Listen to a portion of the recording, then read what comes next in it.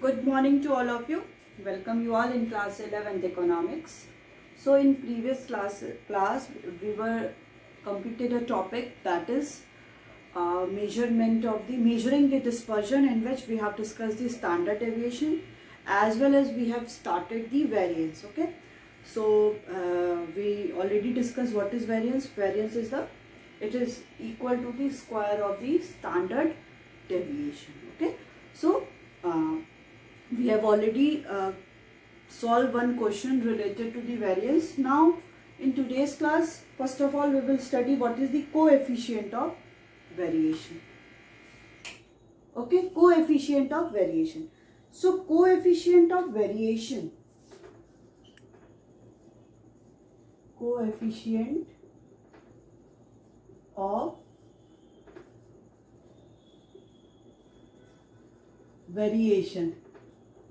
Okay, so coefficient of variation indicates the relationship between the standard deviation and the arithmetic mean. ठीक है, तो coefficient of variation का मतलब क्या होता है कि ये किसके बीच का रिलेशन होता है?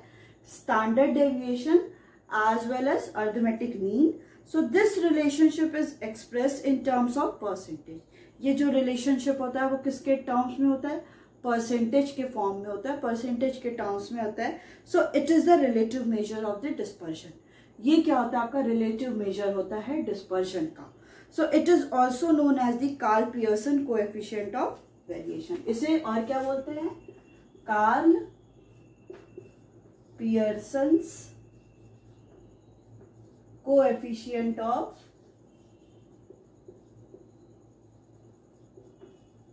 वेरिएशन. ठीक है, तो इसे क्या बोलते हैं? It is also known as Karl Pearson's coefficient of variation, as it was introduced by the Karl Pearson. Because इसको जो इंट्रोड्यूस किया था इन्होंने किया था? कार्ल पियर्सन ने किया था.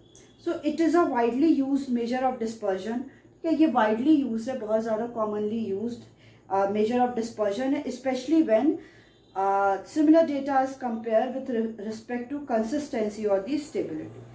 ये उस टाइम ज़्यादा यूज़ होता है जब हमें कोई भी सिमिलर डेटा को कंपेयर करना पड़ता है कि वो कितना ज़्यादा स्टेबल है और कितना ज़्यादा उनमें कंसिस्टेंसी है.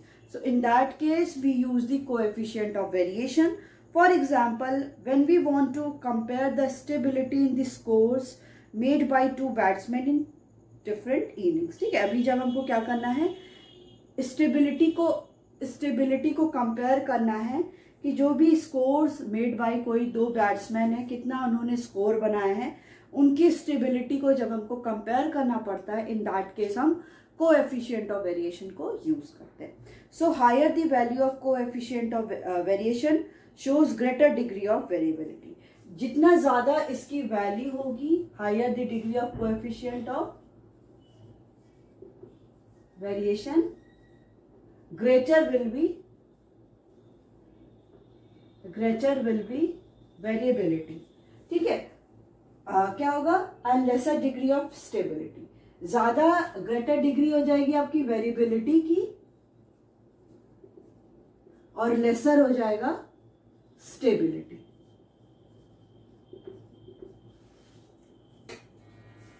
ठीक है, क्या होगा? जैसी कोएफिशिएंट ऑफ वेरिएशन की वैल्यू क्या हो गई? ज्यादा हो गई. इसका मतलब क्या हो गया? Greater will be the variability. जो वेरिएशन आ रहा है वो ज्यादा होगा और स्टेबिलिटी उनमें कम हो जाएगी, एंड कंसिस्टेंसी भी उसकी कम हो जाएगी. क्योंकि इसकी वैल्यू ज्यादा आने का मतलब है कि वेरिएशन जो हो रहा है किसी के दो के बीच में, वो वेरिएशन बहुत ज्यादा हो रहा है. जब वेरिएशन ज्यादा हो रहा है मतलब कि उनमें कंसिस्टेंसी और स्टेबिलिटी क्या हो जाएगी? वो कम हो जाएगी.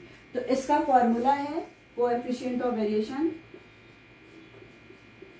इनटू 100. ठीक है, ये क्या हो गया आपका? Standard deviation. ये हमने पढ़ा ना, ये किसके बीच का रिलेशन है? Relationship between the standard deviation and the arithmetic mean. तो coefficient of variation equal to standard deviation upon arithmetic mean into 100. ठीक है, तो ये इनका क्या हो गया? कोएफिशिएंट को कैलकुलेट करने का, कोएफिशिएंट ऑफ वेरिएशन को कैलकुलेट करने का ये फॉर्मूला हो गया. वही हम लोग ने वेरिएंस का फॉर्मूला क्या पढ़ा था? Variance equal to sigma square. ठीक है, ये हम लोग ने फॉर्मूला वेरिएंस का पढ़ा।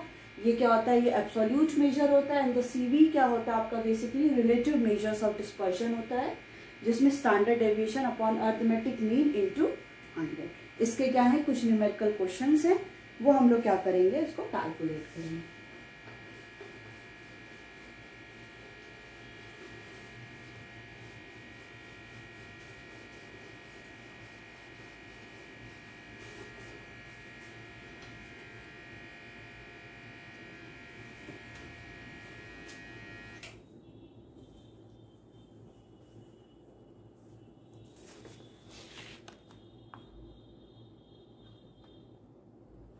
ठीक है, तो एक क्वेश्चन लेते हैं, calculate coefficient of variation from the following data on marks obtain by the 5 student use direct method to find the standard deviation.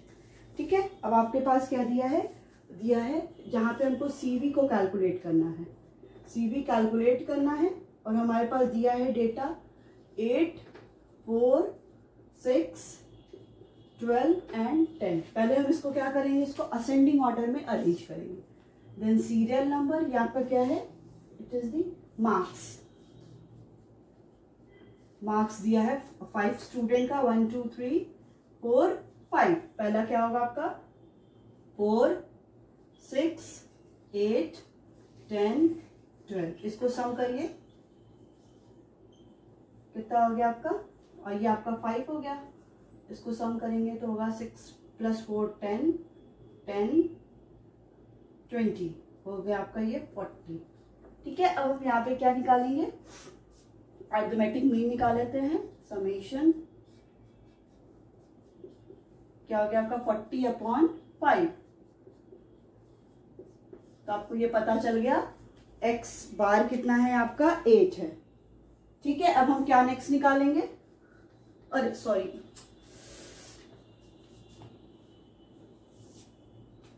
यहां पे फिर से करते हैं, क्या निकाला मैंने, summation x/n which is equal to 40/8 5।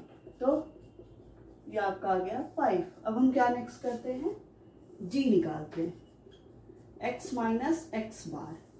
तो आपका x बार कितना है 5, तो 4 - 5 6 - 5 8 - 5 10 - 5 12 - 5। ये कितना हो गया, -1 1 3 5 12 - 5 7। अब हम नेक्स्ट क्या करेंगे, d² निकालेंगे, राइट।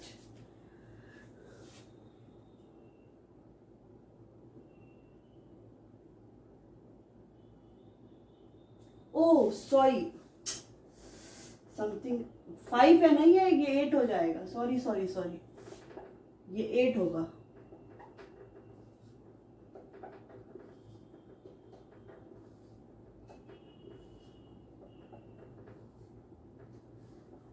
यस, मैंने उल्टा लिख दिया था, यहाँ पे सही लिखा था, वहां पे उल्टा लिख दिया था। ये क्या होगा 40/5, क्योंकि 5 ही आपका नंबर ऑफ ऑब्जर्वेशन था, और ये कट के कितना आएगा 8 आएगा। ठीक है, मैंने उसको नीचे 8 लिख के वहां पे 5 कर दिया था। ठीक है, तो 40/5 आपका 8 क्या होगा, आपका अरिथमेटिक मीन होगा, जहां पे हम इसको 8 लेंगे, x माइनस x बार। ये कितना हो गया आपका -4 -2 0 2 4, राइट। 4 4 जा 16, 2 2 जा 4 0 2 2 जा 4 4 4 जा 16। अभी ठीक है, 16 4 0 4 16। ठीक है, अब इसको सम करिए, ये कितना हो गया 16 4 20 20, d² हो गया आपका 20, सॉरी 40।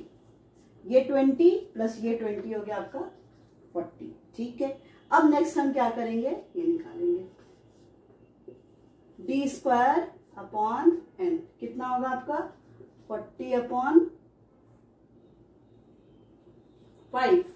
ये हो गया आपका √8, 3 3 जा 9 नहीं होगा, 2 पॉइंट समथिंग होगा, 2.83 आपका ये निकल गया। अब नेक्स्ट हमको क्या निकालना है, कोएफिशिएंट ऑफ वेरिएशन। इसका फॉर्मूला क्या है, CV = ×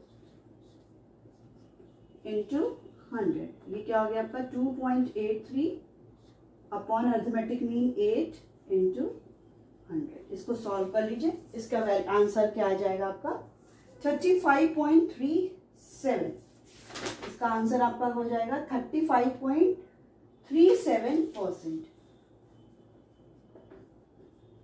इसको सॉल्व करेंगे 2.83 अपॉन 8 इंटू 100। इसको पॉइंट हटा के आप यहाँ पे 0 0 कर सकते हैं, बात वही हो जाएगी। अब इसको डिवाइड कर देंगे, वैल्यू आ जाएगी। ठीक है, तो ये हो गया आपका कोएफिशिएंट ऑफ वेरिएशन को कैलकुलेट करने का। ओके, चलिए नेक्स्ट है आपका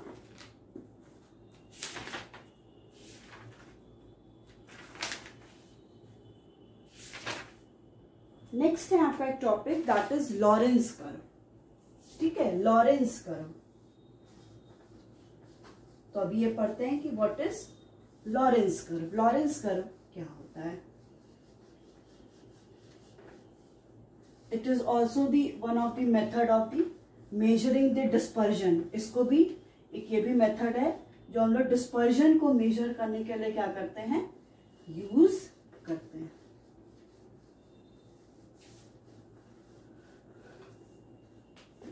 ठीक है, तो लॉरेंस कर्व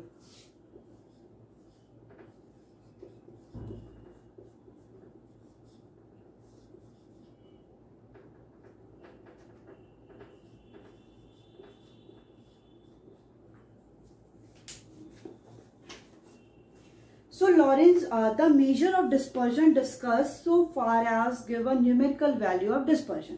ठीक है, अभी तक जो भी हमने डिस्पर्जन के लिए डिफरेंट मेथड्स, तो उससे क्या हमने कैलकुलेट कर लिया कि न्यूमेरिकल वैल्यू देख लिया कितना वेरिएशन आ रहा है। The measure called the Lorenz curve estimates the dispersion graphically. अब जो लॉरेंस कर्व हम यूज करने जा रहे हैं वो मेथड वो डिस्पर्जन को शो तो करेगा बट इन ग्राफिकली। हम लोग इसमें क्या करेंगे, ग्राफिकली प्रेजेंटेशन करेंगे, ग्राफ पेपर पे इसका प्रेजेंटेशन करेंगे। So the concept of Lorenz curve was introduced by doctor Max O Lorenz. जो ये टर्म था उन्होंने किन्होंने इंट्रोड्यूस किया था, डॉक्टर मैक्स ओ लॉरेंस। इन्होंने क्या किया था, इसको इंट्रोड्यूस किया था। So Lorenz curve uses the information expressed in a cumulative manner. ठीक है, लॉरेंस कर्व क्या करता है, यूज करता है इंफॉर्मेशन जो एक्सप्रेस किस में है, क्यूमुलेटिव मैनर में, मीन्स समेशन में है, to indicate the degree of variability. क्या इंडिकेट करता है, जिसमें डिग्री ऑफ वेरिएबिलिटी को, कि कितना ज्यादा इसमें वेरिएशंस आ रहे हैं। So it is useful in comparing the variability of two और मोर डिस्ट्रीब्यूशन।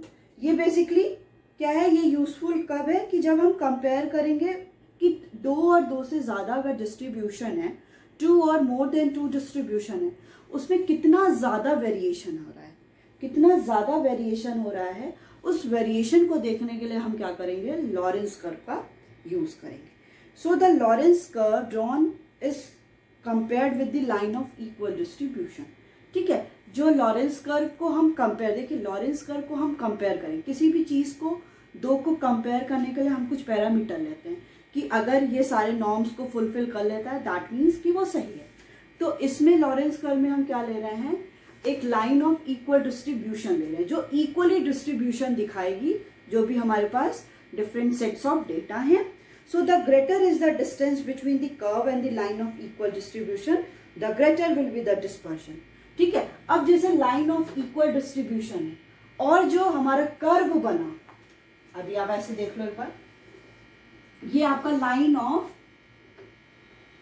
इक्वल डिस्ट्रीब्यूशन है। ठीक है, जो इक्वली डिस्ट्रीब्यूट करेंगे। अब जो भी हमने डिफरेंट सेट्स ऑफ डेटा को क्या किया, ग्राफ के थ्रू बनाया। अब जितना ज्यादा ये गैप होगा, ये गैप जितना ज्यादा होगा उतना ज्यादा डिस्पर्जन होगा, उतना ज्यादा वेरिएशन होगा, और जितना कम ये गैप होगा उतना लेसर क्या होगा, डिस्पर्जन होगा, उतना कम क्या होगा, वेरिएशन होगा। ठीक है, तो क्या समझ में आया कि जब भी हम 2 सेट्स ऑफ डेटा 2 और मोर डिस्ट्रीब्यूशन को क्या करते हैं, कंपेयर करते हैं, तो हम किसके थ्रू करते हैं, हम ग्राफिकली उसका प्रेजेंटेशन करते हैं, उसको हम क्या बोलते हैं, लॉरेंस कर्व बोलते हैं। इसमें हम क्या करते हैं, बेसिकली इनइक्वालिटीज देखते हैं। तो इसको हम जब कंपेयर करते हैं, जब ड्रॉ करते हैं, तो किसके थ्रू करते हैं, लाइन ऑफ इक्वल डिस्ट्रीब्यूशन बनाते हैं, और हम लोग जो भी सेट्स ऑफ डेटा है उसको ग्राफिकली जब प्रेजेंट करते हैं, तो जो जितना ज्यादा इस कर्व में और इस लाइन ऑफ इक्वल डिस्ट्रीब्यूशन में गैप होगा, उतना ज्यादा क्या है, डिस्पर्जन होगा। जितना कम इन दोनों के बीच का गैप होगा, उतना कम डिस्पर्जन होगा।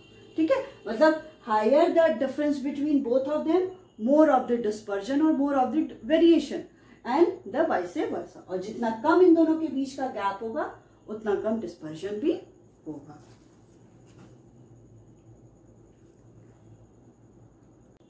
चलिए, नेक्स्ट कह रहा है application of the Lorenz curve, कि लॉरेंस कर्व का एप्लीकेशन कहाँ पे हम इसको अप्लाई करेंगे। कोई तो कंडीशन होगी कि जहां पे हम इसको अप्लाई करना होगा, तो ऐसी कौन सी है, मतलब किस कंडीशन पे हम इसको क्या करेंगे, अप्लाई करेंगे। So Lorenz curve uses the information express in a cumulative manner. जो भी लॉरेंस कर्व में इंफॉर्मेशन होती है वो उसको हम लोग क्यूमुलेटिव मैनर में करते हैं, to indicate the degree of variability. क्या इंडिकेट करती है कि उसमें वेरिएबिलिटी कितनी ज्यादा है। So it is compared with the line of equal distribution. हम इसको क्या करते हैं, कंपेयर किसके साथ करते हैं, लाइन ऑफ इक्वल डिस्ट्रीब्यूशन के साथ करते हैं। When it is applied to the distribution of income in an economy, it exhibit the extent of variation of the actual distribution of income from an ideal equal distribution. ठीक है, जब हम लोग इसमें किस कंडीशन पे, जब हम लोग को अपनी इकोनॉमी में क्या देखना है कि इनकम देखनी है, जैसे डिफरेंट सेक्टर्स हैं हमारी इकोनॉमी में, प्राइमरी, सेकेंडरी, टर्शियरी, डिफरेंट जो भी सेक्टर्स हैं इकोनॉमी में, उनमें कितनी ज्यादा इनइक्वालिटीज हो रही है। तो हम क्या करते हैं, जो भी हमारा एक्चुअल है कि एक्चुअल में कितना वेरिएशन हो रहा है इनकी इनकम में, और जितनी आइडियल सिचुएशन लेके चल रहे हैं उनके बीच का हम जो वो डिफरेंस देखते हैं कि रियलिटी में क्या सिचुएशन है और कैसा दिखाया जा रहा है, मतलब कैसा है और कैसा दिखाया जा रहा है। तो उसके बीच में हम लोग इनइक्वालिटीज ऑफ इनकम अगर हमें पढ़ना है अपनी इकोनॉमी की सिचुएशन में, तो हम लोग किसके थ्रू इसको रिप्रेजेंट करते हैं, थ्रू दी लॉरेंस कर्व। ठीक है, सो दे रहा है इसमें, this analysis helps government to assess the scale of inequality in the distribution of income. ये एनालिसिस क्या हेल्प करती है गवर्नमेंट को, गवर्नमेंट की हेल्प करती है कि जो भी इनइक्वालिटी डिस्ट्रीब्यूशन ऑफ इनकम अगर डिस्ट्रीब्यूट हो रहा है, तो जो भी इनइक्वालिटी हो रही है कि सेकेंडरी सेक्टर और सर्विस सेक्टर को क्या है, ज्यादा इनकम मिल रही है, प्राइमरी और सेकेंडरी को सर्विस सेक्टर के कंपैरेटिवली कम मिल रही है। So accordingly steps can be taken to solve the problem of inequality in the distribution of income. तो ऐसे गवर्नमेंट क्या करेगी, गवर्नमेंट पहले चेक कर लेगी कि इनइक्वालिटी क्यों हो रही है या किस कंडीशन में हो रही है, उसके कॉजेस क्या हैं। अब उसके अकॉर्डिंग गवर्नमेंट क्या करेगी, डिफरेंट स्टेप्स को लेगी जिसके थ्रू वो उनको प्रॉब्लम को सॉल्व कर सकती है। ओके, सो इनिशिएटिंग वेरियस पॉलिसी, अब गवर्नमेंट क्या करेगी, वेरियस पॉलिसीज भी बनाएगी, डिफरेंट प्रोग्राम्स भी लाएगी कि जो भी इनइक्वालिटीज बहुत ज्यादा इंक्रीज कर गई है उसको कम करना है। So Lorenz curve is also used by the study the variation in the distribution of profit, salaries, wealth etcetera. ठीक है, जो ये जो है ये लॉरेंस कर्व वो बेसिकली और किसके लिए भी यूज होता है कि जो भी इनइक्वालिटीज हो रही है प्रॉफिट में, इनकम में, वेल्थ में, जो सैलरीज में हो रहा है, तो उसको भी स्टडी करने के लिए लॉरेंस कर्व का यूज किया जाता है। So following steps are observe in constructing the Lorenz curve. ठीक है, बहुत सारे स्टेप्स हैं जिसको जब कंस्ट्रक्ट करते हैं तो हम लोग देखते हैं। तो सबसे पहले देखिए यहाँ पे एग्जाम्पल दे रहा है, एग्जाम्पल के थ्रू हम समझेंगे तो ज्यादा क्लियर होगा। दे रहा है income and the number of employees.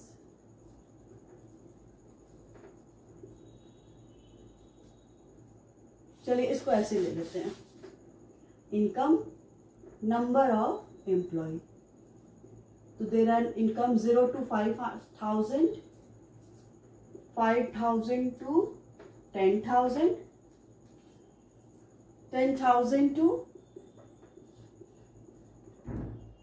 20,000, 20 to 40, 20 to 40 ये 1000 है, समझ लीजिएगा, and then 40 to 50,000।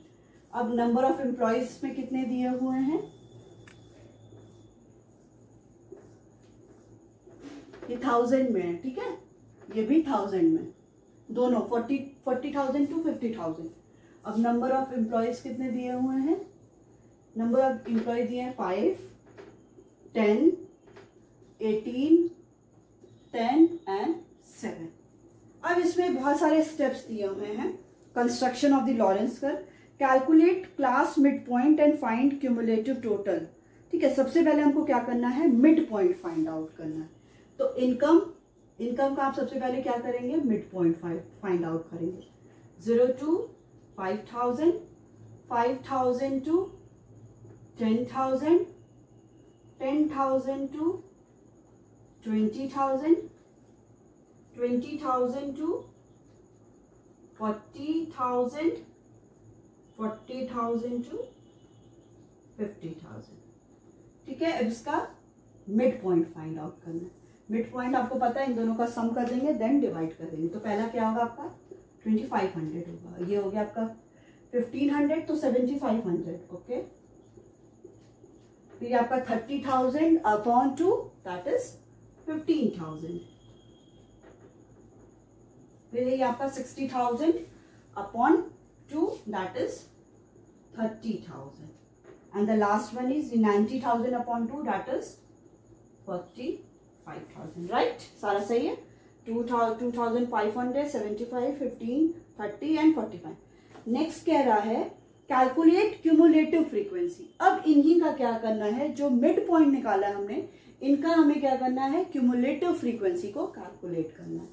Cumulative frequency calculate करेंगे। क्यूमुलेटिव फ्रीक्वेंसी मीन्स इसको सम कर देंगे। ये क्या होगा 10,000, 10,000 प्लस 15, 25,000, 25,000 प्लस 30 हो गया आपका 3 to 5, 55,000, 55 प्लस 45 हो गया आपका 1 लाख, राइट। अब कह रहा है नेक्स्ट स्टेप देखिए, express the grand total of column 3, column 3 means ये and 6 as 100 and convert the cumulative total in these column into percentage। अब जो नेक्स्ट स्टेप है वो हमको क्या करना है, इसको हमें क्यूमुलेटिव मिड पॉइंट को, क्यूमुलेटिव जो मिड पॉइंट आया है, ये क्यूमुलेटिव मिड पॉइंट जो आया है, इसको हमें परसेंटेज में चेंज करना है। इसको हम लोग क्या लिखेंगे, cumulative mid point as percentage. अब परसेंटेज में चेंज करने का क्या है, this one upon total, total ये क्या हो गया 1 लाख हो गया ना, इनका टोटल 1 लाख हो गया, 2500 अपॉन 1 लाख इंटू 100 हमको परसेंटेज में कन्वर्ट करना है। तो क्या होगा 2,500 अपॉन 1 लाख इंटू 100, ये आपका क्या हो गया 2.5, राइट, ओके। नेक्स्ट होगा आपका 10,000 अपॉन 1 लाख। 1 लाख क्यों ले रहे हैं हम लोग, परसेंटेज टोटल लेते हैं ना, तो टोटल क्या हो गया 1 लाख इंटू 100, आपका ये हो गया, सॉरी एक और 0 होगा ना, ये हो गया आपका 10,000 अपॉन 1 लाख, ये आपका हो गया 10। नेक्स्ट कह रहा है 25,000 upon 1 lakh, upon 1 lakh into 100,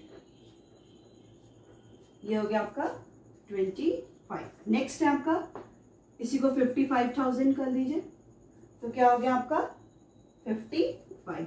अब इसी को 1 लाख कर लीजिए, तो ये सब कट गया, तो कितना बचा 100, ठीक है। तो ऐसे हम लोग क्या कर लिए, परसेंटेज निकाल लिए। अब इतना तो ये इसका प्रोसेस हो गया। नेक्स्ट अब हम किसका करेंगे, नंबर ऑफ एम्प्लॉयज का, ठीक है। नंबर ऑफ एम्प्लॉयज का हम लोग वही सेम प्रोसेस करेंगे। तो नंबर ऑफ एम्प्लॉयज में अब हमको मिड पॉइंट निकालने की तो जरूरत है नहीं, इसलिए जरूरत नहीं, क्योंकि इस एग्जैक्ट वैल्यू दी है 18, 10 एंड 7। अब हम सीधे क्या निकालेंगे, इसका क्यूमुलेटिव मिड पॉइंट निकालेंगे। Cumulative mid point. तो क्यूमुलेटिव मिड पॉइंट का मतलब इसको सम कर देंगे, 15 और 18 प्लस करेंगे 33 प्लस 10 43 प्लस 10 50। सही है, 5 15 33 43 50। राइट, अब नेक्स्ट हमें क्या करना है, क्यूमुलेटिव मिड पॉइंट को हम लोग एज परसेंटेज में करेंगे। Cumulative mid point as percentage. अब सेम चीज 5/50 इंटू 100 हो गया 10। ठीक है, नेक्स्ट करिए 15/50 इंटू 100 30। 33/50 इंटू 100 5 2 10 66। यस, नेक्स्ट है 43/50 इंटू 100 2 3 6 86। यस, नेक्स्ट है आपका 50/50 इंटू 100 कितना हो गया 100। ठीक है, ये अब आपको पता चल गया कि cumulative mid point as percentage और cumulative mid point as percentage हम लोग ने इनकम और नंबर ऑफ एम्प्लॉयज का कन्वर्ट कर दिया। तो इसमें देखिए अब कह रहा है कि now on the graph paper. अब आपको क्या करना है, on the graph paper take the cumulative percentage of the variables. जो हम लोग ने क्यूमुलेटिव परसेंटेज निकाला इसको और इसको हमें क्या करना है, ग्राफ पेपर पे इसको प्लॉट करना है। ठीक है, तो क्यूमुलेटिव परसेंटेज ऑफ फ्रीक्वेंसी मतलब नंबर ऑफ एम्प्लॉयज जो हम लोग ने निकाला इसको हम किस पे लेंगे, एक्स एक्सिस पे लेंगे, और ये जो इनकम है उसको हम लोग क्या करेंगे, वाई एक्सिस पे लेंगे, और जो भी वैल्यूज ये आपकी आई है उसको आप सारे को उस पे प्लॉट कर दीजिए। ठीक है, फिर कह रहा है draw line joining coordinate 0 to 0। एक जो 0 to 0 जो कोऑर्डिनेट है और एक जो 100 to 100 है, दोनों का 100 और इसका 100। चल अभी बताती हूँ, उसको क्या करेंगे, ज्वाइन कर देंगे, तो वो हमें लाइन क्या मिल जाएगी, लाइन ऑफ इक्वल डिस्ट्रीब्यूशन। और उसके बाद ये जो सारे पॉइंट हैं इनको हम दोनों को मिला के प्लॉट करेंगे, एक हमको कर्व मिल जाएगा, वही हमको क्या दिखाएगा, कितनी इनइक्वालिटी है। चलिए इसको भी देखते हैं। अभी आप लोग के पास ग्राफ पेपर है, आप लोग इसको प्रॉपरली इसके वैल्यूज को पुट करो, मैं ऐसी रफली बना दूंगी। ठीक है, चलिए इसमें क्या कह रहा है, हम लोग इधर लेंगे क्यूमुलेटिव परसेंटेज और नंबर ऑफ एम्प्लॉयज। ऐसे आपका ग्राफ पेपर होगा। ठीक है, तो इधर लेंगे cumulative percentage of number of employees, इधर लेंगे क्यूमुलेटिव परसेंटेज ऑफ इनकम। ठीक है, अब इसमें क्या करें, सारे जो भी पॉइंट है आप अप्रोक्सीमेटली ले लीजिए, 10 20 30 40 50 60 70 80 90 100। ठीक है, अब यहाँ पे भी सेम 10 20 30 40 50 60 70 80। आप ग्राफ पेपर पे प्रॉपरली बनाएगा, मैं ऐसी रफली बना दे रही हूँ। तो ये यहाँ पे दोनों का क्या आएगा, 0 0 आएगा, और यहाँ पे दोनों का क्या आएगा आपका, यही क्या है, इसका 100 और इसका 100 यहाँ पे। तो अब ये जो लाइन हम ड्रॉ करेंगे ये होगी आपकी line of equal distribution, line of equal distribution. Right, अब जो हमारे जो परसेंटेज की वैल्यू हम निकाले थे नंबर ऑफ एम्प्लॉयज में, जो जो आपकी वैल्यू थी क्या थी, 10 30 66 86 100, और एक और आपका क्या था, इनकम में आपका क्या था, 2.5 10 25 55 100। अब इसकी वैल्यू लेके और इसकी वैल्यू लेके आप क्या करोगे, एक कर्व ड्रॉ करोगे। जैसे इसका ले लिया हमने, इसका हम लेंगे 2.5, तो इसका लेंगे हम लोग 10, 2.5 और 10। तो पहली वैल्यू हमें क्या है, यहाँ पे मिल गई, यहाँ पे 2.5 और 10। ठीक है, फिर नेक्स्ट हम करेंगे 10 और 30, इसका 10 और इसका 30, ये पॉइंट मिल गया हमें, एक ये पॉइंट मिला, एक ये। फिर है आपका 25 और 66, 25 और 66, ठीक है, यहां मिल गया। फिर है 55 और 86, 55 और 86। देखिएगा ग्राफ पे आप लोग ज्यादा अच्छे से बना पाएंगे, ये मैं रफ बना रही हूँ। 100 और 100, देखिए लास्ट दोनों का क्या है, 100 और 100 आया है, मीन्स यहाँ पे जो वैल्यू आएगी 100 और 100। अब इसको आपको क्या कर देना है, ज्वाइन कर देना, ठीक है। ये हो गया आपका लॉरेंस कर्व। अब इन दोनों के बीच का जो डिफरेंस है, मतलब ये डिफरेंस ज्यादा है, मींस कि जो वेरिएशन हो रहा है किसमें, इनकम में और नंबर ऑफ एम्प्लॉइज में, वो वेरिएशन क्या है, वो बहुत ज्यादा है। यही जो गैप है, आप जब ग्राफ बनाते, जब ये वैल्यू प्लॉट करते और ये क्या है इतना आता, इसका मतलब होता है वेरिएशन कम है। ये गैप जितना ज्यादा बढ़ता जाएगा, जितना ज्यादा ये बढ़ता जाएगा, उतना ज्यादा वेरिएशन होता जाएगा। ये गैप जितना इस लाइन के पास आता जाएगा, उतना कम वेरिएशन होगा। यही है आपका लॉरेंस कर्व, ठीक है। इसी को हम लोग क्या बोलते हैं, लॉरेंस कर्व बोलते हैं। So from this we have completed this chapter. ये हम लोग कंप्लीट कर लिया। आपके पास बहुत सारे numerical question related to Lorenz curve दिए हुए हैं। आप सिंपली इसको क्या करिए, अपने ग्राफ पेपर पे वैल्यूज पहले परसेंटेज में इसको कन्वर्ट करिए, फिर इसको ग्राफ पेपर पे सारी वैल्यूज को प्लॉट करके हम लोग क्या करेंगे, ड्रॉ करेंगे। So from this we have completed the chapter 10 and next class we will start the chapter 11, that is correlation. Okay, thank you.